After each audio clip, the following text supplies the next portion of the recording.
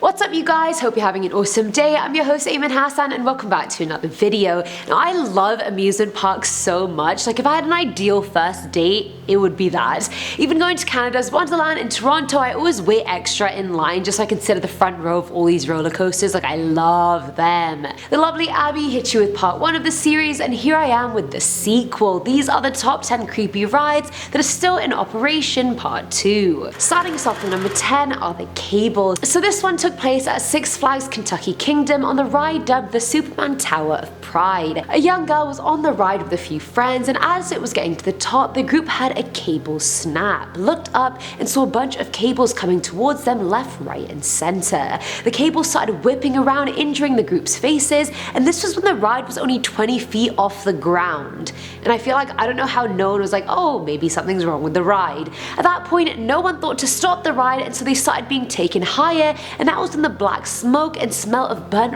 rubber started kicking in. And on a roller coaster, that's just not a good look. It's not a good sign. The girls kept shouting to stop the ride as the cables kept hitting them, even wrapping around their necks at some points. When the girls finally landed on ground, the smell of burning flesh was just overpowering. Turns out one of the girls' feet had been severed off completely, and they managed to reattach her right foot, but her full left leg had to be amputated, and the ride is very much so in operation till this day. Where do these cables come from? How are they falling from the sky and just severing people's feet off? No. Coming in at number 9 is the Texas Giant. Now this ride is located at the Six Flags in Arlington, Texas, and it's this huge hybrid roller coaster that mixes wooden architecture and steel engineering together. Another Six Flags story. Should I be worried? I've never been. Should I just not go? Now the ride drops 14 stories at a 79-degree drop and reaches speeds of 65 miles per hour. So back in July of 2013, a 52-year-old guest at the park decided to go on the ride, but during its descent she was thrown 75 feet from the ride. Can you imagine? I would actually Now on her way down she hit a metal support beam and landed on a metal roof and then obviously died from her injuries. The ride was shut down immediately after but reopened after internal investigations found no mechanical issues within the ride whatsoever. The park settled a lawsuit with the woman's family worth approximately $1 million. You know those dreams you have when you're like falling and then you suddenly wake up? Just imagine it's not a bloody dream and you're falling off a roller coaster to your death. At number 8 we have the Trio. Kings Island Amusement Park in Ohio opened up back in 1972 and is still in operation till this day. Other than the amusement park, the island also has a cemetery on it in which a little girl was buried after dying at some point in the 1800s. This girl, dubbed Tram Girl or Missouri Jane, her ghost is often seen in and around the Whitewater Canyon ride, just doing, ghostly things, like giggling, splashing water on people who aren't even near the ride, and so forth. Now Racer Boy is another ghost seen around the Shooting Star track at Coney Island. His spirit came with some of the ride's cars when they were relocated to Kings Island, and looks wise he's just a little boy wearing a white suit. Not very harmful, he's not that dangerous. Last but not least is John Harter, aka Tower John, a young man who fell to his death in 1983 whilst climbing the Eiffel Tower at the entrance of the park. How true to size was this Eiffel Tower that this man died after climbing it? I thought it would just be like one of those mini ones. Clearly not. Filling at number 7 slot is the Haunted Castle. So this one's located at the Six Flags Great Adventure Amusement Park in Jackson, New Jersey. Another Six Flags, that's 3 already. I'm worried. I'm not going. Now guests at the park have reported seeing teenagers wearing clothes from the 80s and 90s sitting around the park, but mostly around the Haunted Castle attraction. The teens who aren't real guests are apparently from an accident that took place at the ride back in 1984. 8 teenagers ended up getting trapped inside the ride and died in a resulting fire. Firefighters responding to the scene said they couldn't tell the real human bones from the prop skeletons, which is just a horrific thought. Like, can you imagine? That's like my visceral reaction, when there's just like a chill and you're like, ugh. Now at number 6 is Drop Zone. I love rides like this where it takes you really high up and then basically drops you, making you free fall. It gives me major anxiety in my stomach, but they're so fun still, so I'm just like, whatever, deal with it, it'll be over in 2 seconds. Either way, this ride's located at California's Great America, and the Drop Zone did not end well for 12-year-old Joshua Smurfat. Joshua was disabled both mentally and physically, but that wouldn't have prevented him from riding safely. Each person was locked in by a shoulder harness, yet somehow on the 224-foot drop down, Joshua slipped out of the harness and fell off the ride, dying instantly. Oh, that gave me anxiety just thinking about that.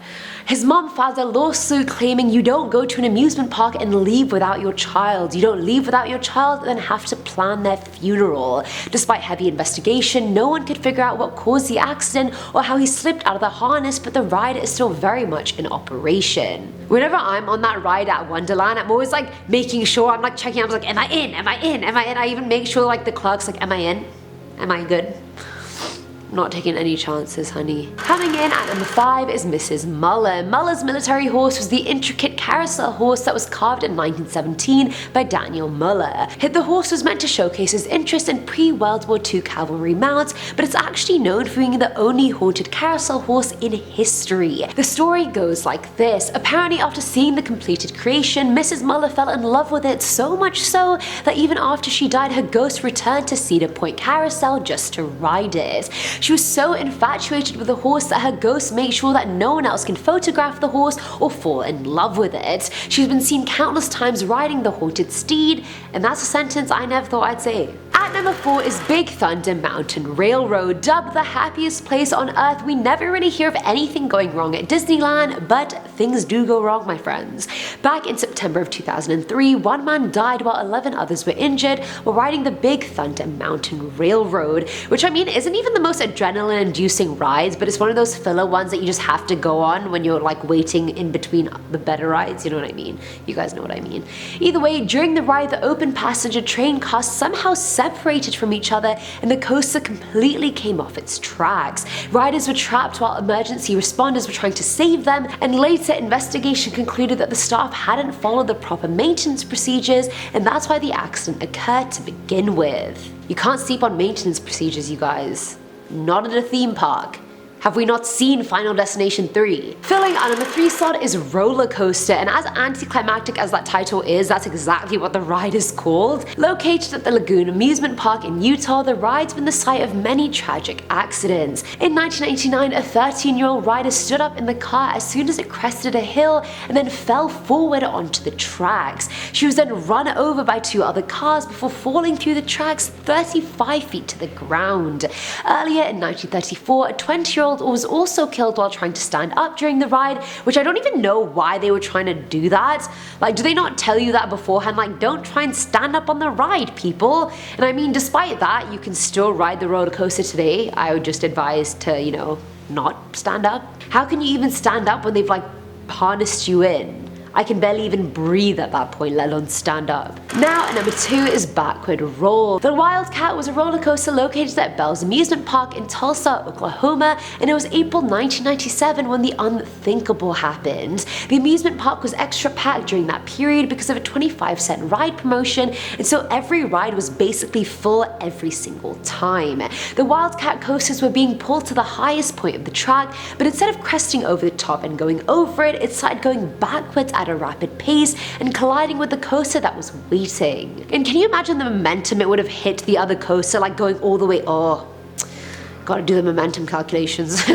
Now, a 14-year-old boy died and 6 others were badly injured, and because of the promotion, so many people saw the accident take place. The ride was disassembled but then relocated to an amusement park in Maryland and called Avalanche. It's like the roller coaster was like, I never killed anyone, new name, who dis? And finally, at number 1 is the Beheading, which I really never thought I'd want to talk about in regards to a roller coaster, but here we are. Now this one is Final Destination 3 level I swear to God. So back in 2016 at the Schlitter Barn Water Park in Kansas City, 10-year-old Caleb Schwab was chuffed to be finally riding the Verrückt, German for insane. I googled that. The 168-foot tall water slide was Guinness certified as the tallest water slide in the world, but honestly from pictures it looks really shoddily made. The ride plummets down like 17 stories in seconds, going at 70 miles per hour, but this ride should have never even opened. Even during test rides, most of the sandbag dummies became airborne, yet they still somehow swept that under the rug and went through with the ride. While Caleb and 2 other riders were going down in the raft, it became airborne towards the end, causing him to hit hit his head